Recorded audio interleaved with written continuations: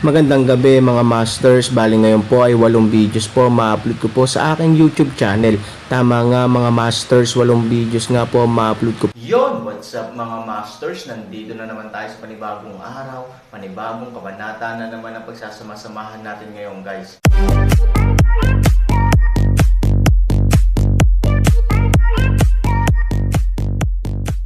Bali mga masters, kung bago ka pa lang po sa aking YouTube channel, please click the subscribe button, lalong-lalo na po yung notification bell guys, para maging connected pa rin tayo sa isa't isa at maging updated kayo sa mga susunod ko pang video. Bali mga masters, bago natin umpisahan ng kwento ay mag-shoutout po muna tayo para sa mga solid nating tagapakinig. Shoutout kay Jay Gaton at shoutout kay Randy Terencio. Yun na nga mga masters, no? Bali hindi na ito patagalin. In 3, 2, 1, let's go!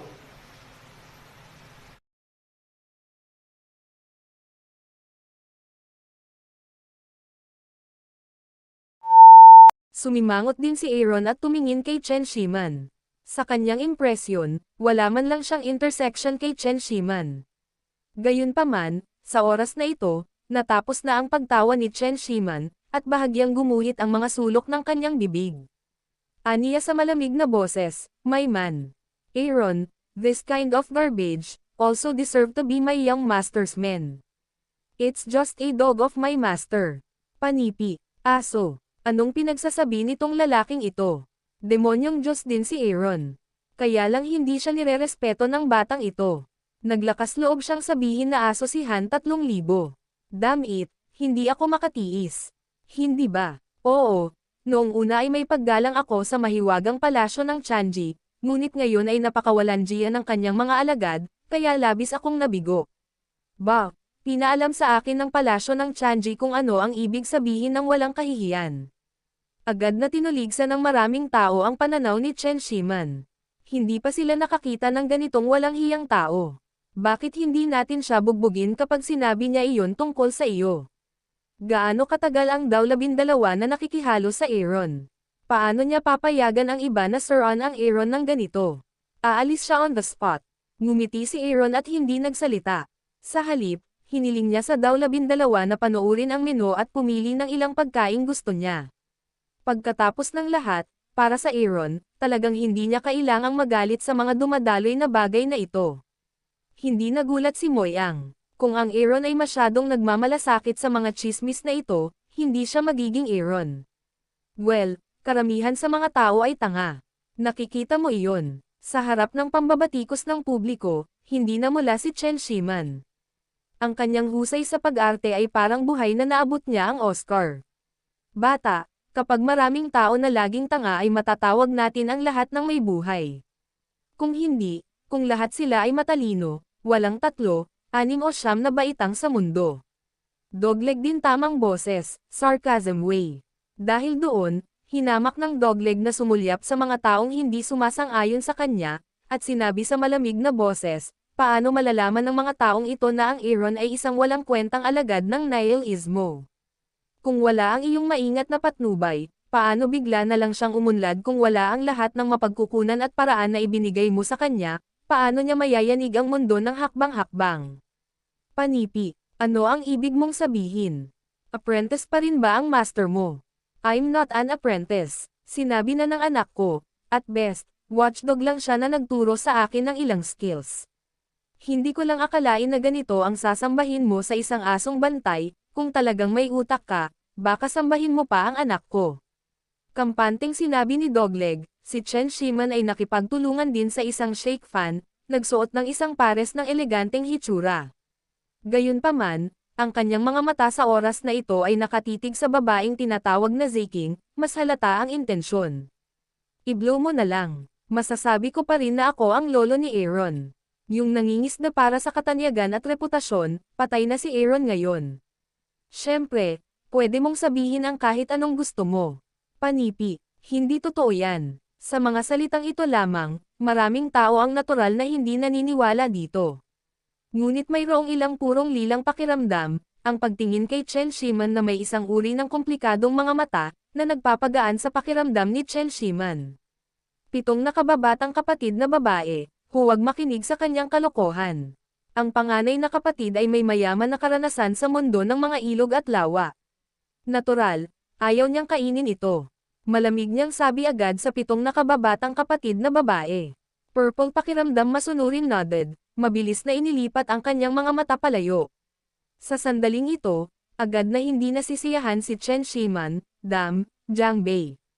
7 halimaw, dahil hindi ka naniniwala, bibigyan kita ng kulay para makita mo. Skyfire, Moonwheel.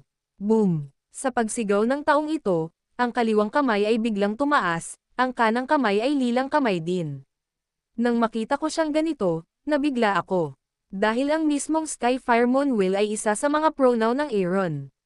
Gayunpaman, magiging ganito ang layman, ngunit masasabi ng eksperto na kahit na ang ilang mga anggulo ng Fire Moonwheel sa araw na ito ay halos kamukha ng Fire Moonwheel ng Aaron, ngunit ang isang mas malapit na pagtingin ay maaaring makita na ito ay talagang isang maliit na witch, at ang dalawang panig ay hindi sa parehong antas. Natural na nakita ng amo ng Jiang Bei na 7 halimaw ang clue sa isang sulyap. Hindi niya matitiis na may manlinlang ng sobra sa kanyang kapatid, at nagpanggap na idolo niya. Agad niyang hinamak ang pagngisi, huwag kang magpanggap na multo dito. Pagkababa ng boses niya, nag-counter-attack siya. Pero nakakapagtaka na si Chen Shiman ay isang iglap lang. Sinasamantala niya ang sitwasyon. Pagkaraan ng ilang sandali, ang dumi ng 7 halimaw ay direktang inaatake ng iba. Biglang nawala ng balanse ang buo niyang katawan at sumuray-suray pasulong. Isang putok, biglang tumama ang katawan niya sa mesa sa harapan niya. Sa orihinal, mahuhulog siya ng napakalakas, ngunit sa oras na ito, ang kanyang mga braso ay nakahawak sa kanyang mga kamay. Ang talahanayang ito ay eksakto kung nasaan ang Aaron. Salamat nakita ng panganay na kapatid na may tumulong sa kanya, agad na nagpasalamat at naway. Bahagyang tumangala si Aaron at nakangiting sinabi, "You're welcome." Ang 7 kakaibang nakatatandang kapatid na lalaki sa tulong ni Aaron, ay muling tumayo, subconsciously itinaas ang isang mata upang makita ang binatang ito. Maputi ang balat, bagamat manipis ang figure, ngunit makikita mo na si Kung Wu ay malakas at matipuno, at medyo may itsura ang binata. Lalo na sa mga matang iyon, may kalmado, wagas at hindi masabi na kasamaan. Kaya kakaiba ngunit kaakit-akit na mga mata, hayaan ang 7 kakaibang amo ay hindi maiwasang makakita ng ilang mga mata. Shit, Gui-san, yan lang ba ang kaya mo? Magtago ka na lang ba? Gayunpaman, ang pinakamatanda sa 7 halimaw, na dumanas ng malaking pagkawala, ay hindi pumayag na aminin ito. Pagkatayo niya ay tumalikod siya at inatake si Chen Shiman.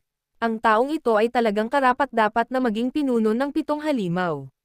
Bagamat napakapangit niyang tingnan, mayroon siyang malalim na husay at mabilis na bilis. Nakatalikod lang siya. Sa isang iglap, nakagawa na siya ng mabilis na hakbang at sinugod si Chen Shiman. Maliit na kasanayan. Sa pagharap sa nagbabantang amo ng 7 halimaw, si Chen Shiman ay wala ni Katiting na panik. Niyugyug niya ang kanyang pamaypay at nakaramdam ng kagaanan. Nagdulot ito ng galit sa 7 halimaw. Pagkatapos ng dagandong, diretso nilang binilisan ang takbo. Ngunit nang tatamaan na ng 7 halimaw si Chen Shiman, nakita nilang tiniklap niya ang pamaypay at binuhat ito. Pagkatapos ang isa sa 7 halimaw, na nagmamadaling umakyat, patagilid, ay tinapik ang braso gamit ang natitiklap na pamaypay. Biglang hinampas ng kabilang kamay ang 7 halimaw sa kanyang tiyan. Boom! Tila mabangis ang amo ng 7 halimaw. Pakiramdam niya ay may nataman lang siyang bulak. Ang malaking puwersa ng rebound ay nagpapalipad sa kanyang katawan. Tili. Sa pagkakataong ito, lumipad na naman siya sa mesa ni Aaron. Ang mesa ay patuloy na lumilipat at lumalangit-ngit. Bang-bang. Sa mesa, tumutunog din ang mga tasa at mangkok. Ngunit malinaw naman, ang ganitong uri ng tunog, isang beses lamang, nang marahan na inilagay ni Aaron ang kanyang kamay sa mesa, biglang bumalik sa normal ang buong nanginginig na mesa.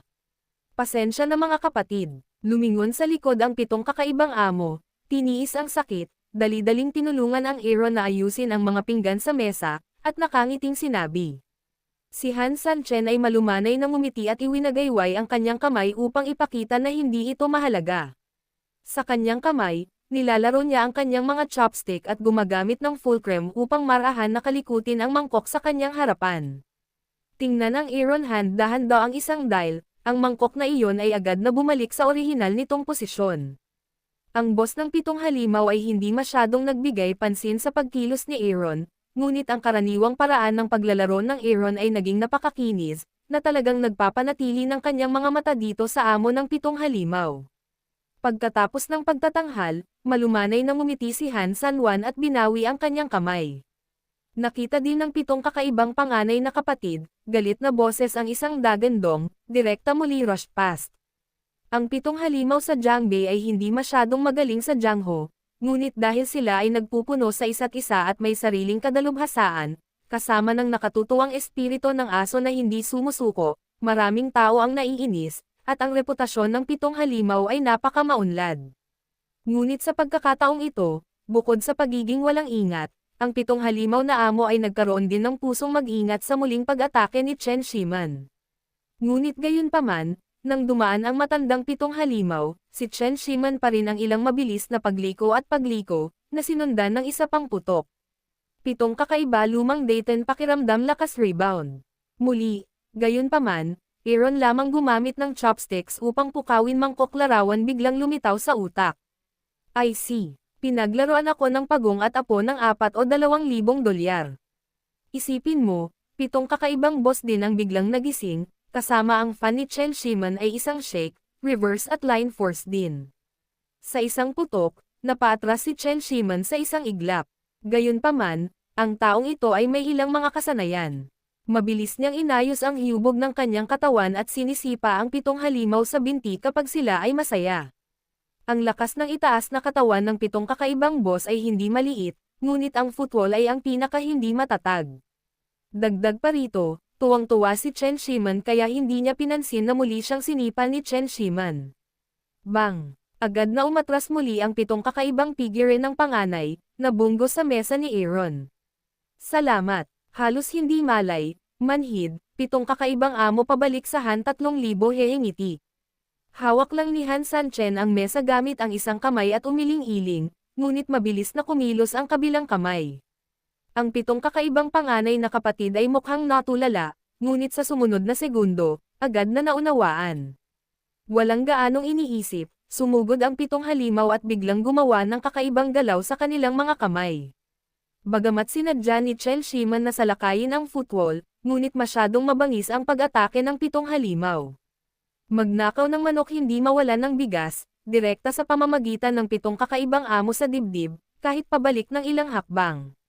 Agad na kumunat ang noo ni Chen Shiman. Natural na narinig niya ang pitong halimaw sa Jiangbei. Gayunpaman, kitang-kita na ang kakaibang atake ng pitong halimaw ay hindi niya sariling likha. Sa pagkakataong ito, biglang nanlamig si Chen Shiman sa kanyang mga mata at napatitig kay Aaron. Pitong kakaibang poster ng kamay ng panganay na lalaki ngayon, hindi ba ngayon lang ang lalaking iyon sa hugis ng kilos ng mesa? Sa pag-iisip nito, kinagat ni Chen Shiman ang kanyang mga ngipin at mabilis na gumalaw sa kanyang kamay. Pagkatapos ay bigla niya itong napailing sa pamamagitan ng pagsasamantala sa kapintasan ng amo ng pitong halimaw. Boom! Pitong kakaibang lumang universidad ay Aaron's one-sided. Chen Shiman's bigla ang pagbabago ng recruit, natural na hindi alam kung paano haharapin, katawan ng isang baluktot, at bumalik sa mauntog sa nakaraan. Magiliw na ngumiti si Aaron at isinandal ang isang kamay sa bewang ng amo ng pitong halimaw. Inakala ng matandang amo ng pitong halimaw na muli niyang hahampasin ang mesa, ngunit sa hindi inaasahang pagkakataon, para siyang malaking backer sa likuran niya. Hindi lamang niya naisip, ngunit siya ay madaling natigilan at lumaban ng tuloy-tuloy. Pagkatapos, nang hindi na naghihintay sa kanyang pagmuni-muni, bigla siyang sinipa sa kanyang mga paa, at isang kakaibang puwersa ang nagtulak sa kanya na sumugod. Boom! Tila nataranta ang amo ng pitong halimaw. Hindi niya inaasahan na magmamadali siya sa oras na ito, ngunit nakasimangot si Chen Shiman. Masyadong kakaiba ang posture ng pagmamadali. Hindi stable ang footwork ng lalaking ito at hindi sapat ang footwork niya. Ngunit sa oras na ito, kakaiba ang kanyang footwork at kakaiba ang kanyang footwork. Pagkatapos ng sunod-sunod na hakbang, si Chen Shiman ay napaatras ng ilang hakbang, tumingin si Chen Shiman kay Aaron na may apoy sa kanyang mga mata. Mahigpit at, ang kanyang buong katawan ay pilit na bumangon upang gumana ng maayos ang hangin. Ito ay nag-aatubili lamang na itinuro ang pitong kakaibang panganay na kapatid upang muling bumukas, Wow nang makitang ang amo ng pitong halimaw ay napailing, ang mga nanunood ay namangha sa kakayahan ni Chen Shiman. Si Chen Shiman ay may bahagyang bitek sa sulok ng kanyang bibig, bakas sa mukha niya ang pang-aasar, bigla siyang gumawa ng lihim na pagsisikap sa kanyang kamay, sinasamantala niya ang pagkakataong magmadaling mag-isip tungkol sa nakatatandang pitong halimaw, pagkatapos, direktang ipinapalakpak niya ang kanyang kamay sa nakatatandang pitong halimaw, sa pagkakataong ito, sadyang tinalo ni Chen Shiman ang amo ng pitong halimaw sa mesa ni Aaron, natural, gusto rin niyang turuan ng leksyon ang Aaron, tahimik niyang tinulungan ang amo ng pitong halimaw sa likuran niya, tiyak na magiging mabigat ang banggaan na ito. Yun na nga mga masters, no? Bali panibagong kabanata na naman yung natapos natin ngayong gabi. Muli, maraming salamat po.